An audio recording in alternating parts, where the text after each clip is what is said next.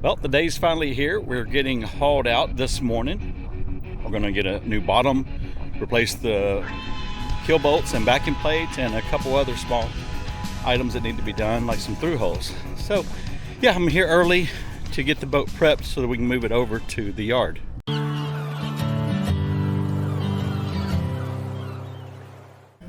This week, I'm digging into some footage from a haul out last summer.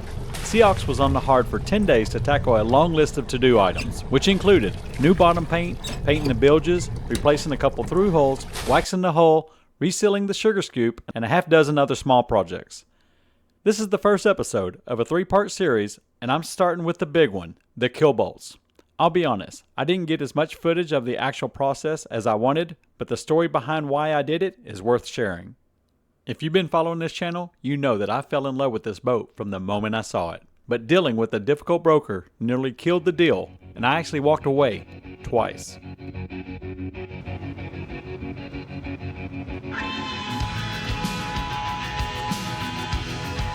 Don't need anything off the dock? No, I don't think so.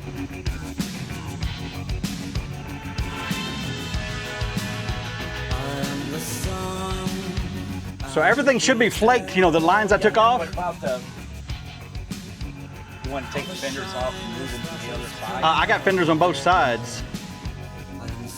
Are we coming straight into? Yeah. Okay. We won't try to get into where the lift is. Just pull up against the dock. Put the dock on this side, and we'll pull them line. So I want the dock on my port side? Yeah. Okay. Beyond the frustrating broker experience, I was concerned about the appearance of the keel bolts and backing plates. In my opinion, they looked rough. I sent photos to a few marine experts, and they warned me the rust could be a sign of stray current damage. Ultimately, I couldn't stay away. I made an offer, and during the survey, Mike Firestone, who really knows his stuff about electrical systems, helped me rule out any stray current issues. Mike wasn't overly concerned about the surface rust either, but honestly, it just bothered me, and I couldn't let it go. I worked up a quote for the repair, and the owner agreed to split the cost with me. But getting the parts was another story. Ordering directly from Jeanneau took about 2 months due to a back order. And if that wasn't enough, the bill for 8 studs, nuts, washers, and 4 backing plates came out to just a little more than $1,000. But with the parts finally in hand and the boat on the hard, it's time to get to work. As I mentioned, I didn't record everything because we had a lot of projects all going on at the same time. But there was weeks of research to ensure that we followed factory specs with replacing the keel bolts. And this included a fairly exact amount of pressure or weight on the keel.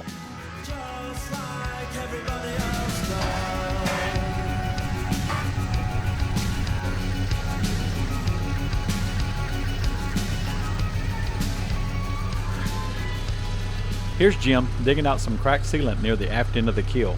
We planned on resealing this area anyway, so he decided to clear out the old stuff early. This allowed him to get an accurate measurement of the gap before the yard crew set the boat down on the blocks. All right, getting her on the stands here. They're adding a few extra to stabilize it. They spent a lot of time making sure that we balanced the keel because we're putting more weight than usual on the keel so that we can replace those bolts. We have 4 on each side, and I think I just heard them say they're going to put 1 at the front here. So they're being extra careful to make sure that she stays up on her stands.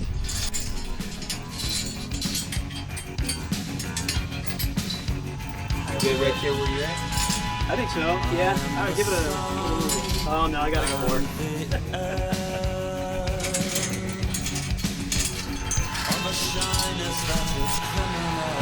While the other guys started on the bottom, I didn't waste any time getting started on the keel bolt. I've gone ahead and removed the dining table, some of the seating, as well as the sole on the starboard side to make it easier for us to get to these bolts. So I've heated them up and I've sprayed this PB blaster, and we're just gonna, we've heated it, sprayed it, heated it, and went through that process multiple times. This is my final little coating here, and we're gonna let it sit till tomorrow, and that's when we'll see if we can break them loose. I'm optimistic that it'll go better than we expect.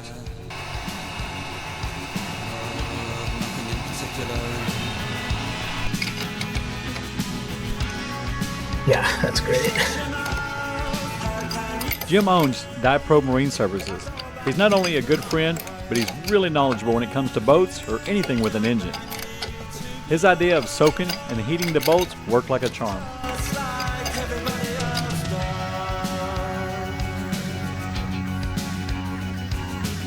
So I'm curious, from what you can see, would these keel boats concern you?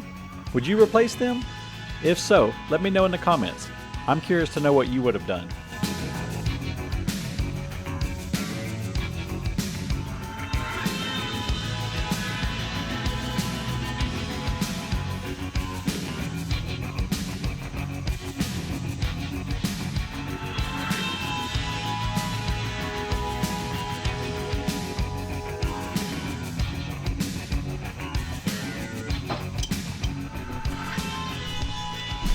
You see the bolts actually look to be in good condition. It's just this top side here that is rusted. It's got a coat on it, and I'm not sure what causes that. Under this, if you dig it off, it almost comes off in layers, and then the threads don't look so bad under it. But it's sure it's to have any type of rust that's been compromised, so we're just going ahead and replace them since we have all the parts. Nah, I don't want to mess them up. We'll keep doing it this way. Oh, goodness. Just slow busting through that rust, right? Yeah. This one we just finished replacing.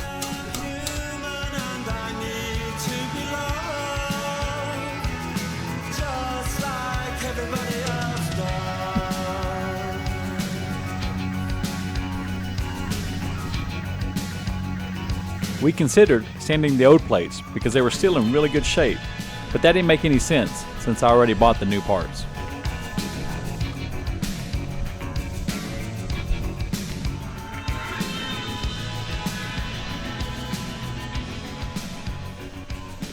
Be neat to we'll stop at the store and get some whipped cream. And then I'll just cut to you picking it off your finger. There you go. Stuff's really good. Yummy.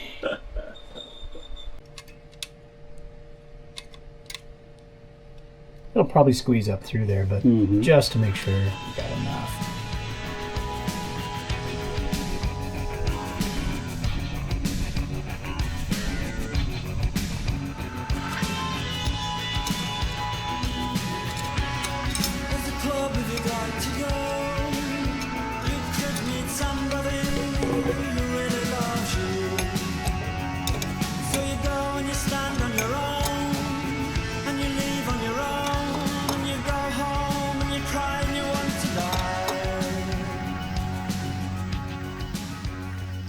All right, just like that, we have new keel bolts. We have got new backing plates, new washers, new nuts.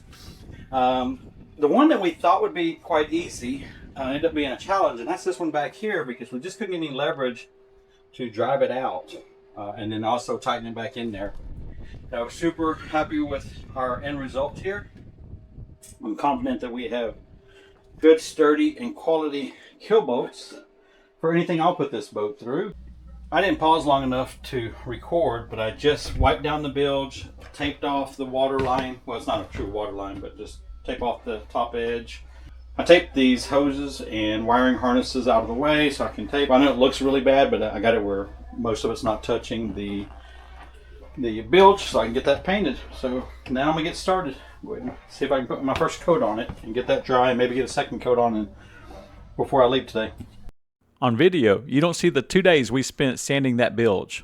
We hung plastic, but it didn't help at all. There was a thin layer of dust on everything, which would also take a couple days to clean, but that happened a few weeks later. When I first looked at the boat, the bilges were dirty and needed a serious scrub. To help make the sale, the broker decided to slap on some cheap interior household paint. It was completely obvious he didn't do any prep work because within a month, the stuff was already peeling off in huge sheets. Of course, that just meant a ton of extra scraping and sanding for me.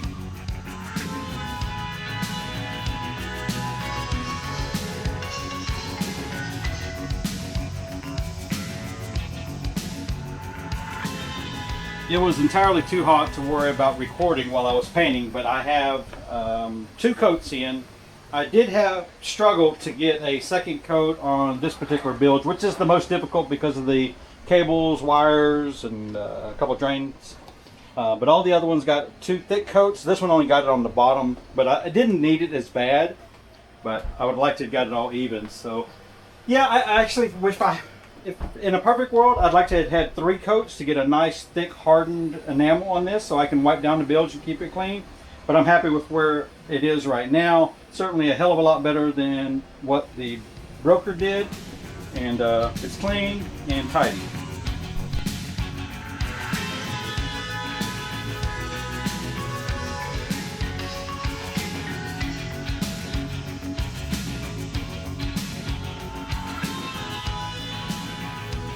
The tape is up and the bilge is painted and mostly dry. It's still a little bit tacky. I just took it off. You can see the new keel bolts, new paint in the bilge.